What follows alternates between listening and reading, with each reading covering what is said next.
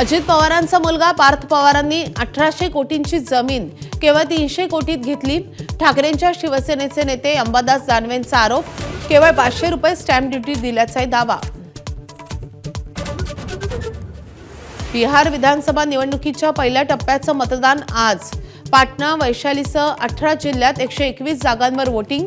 तेजस्वी यादव दोन्ही उपमुख्यमंत्र्यांसह 16 मंत्र्यांचं भवितव्य आज ईव्हीएम मध्ये कैद होणार। स्थानिक स्वराज्य संस्थांसंदर्भात उर्वरित 38 याचिकांवर आज हायकोर्टात सुनावणी। मतदार यादी संदर्भातल्या 4 याचिका हायकोर्टानं मंगळवारी फेटाळल्या। भाजप पुन्हा ॲक्शन मोडवर। शिंदेंच्या बालेकिल्ल्यात गणेश नाईक निवडणूक प्रभारी। महायुतीत जोरदार ठिणगी उडण्याची शक्यता। ठाण्यात महापौर आमचाच या नाऱ्यावर भाजप ठाम। निवडणुकीत शिंदे सेनेशी युती होणार नाही याची काळजी घ्या। उद्धव ठाकरेंच्या पदाधिकाऱ्यांना सूचना। धाराशिवमध्ये मवियात लढणार, तसंच अधिकाधिक नगराध्यक्षपद स्वतःकडे ठेवण्यावरही कल।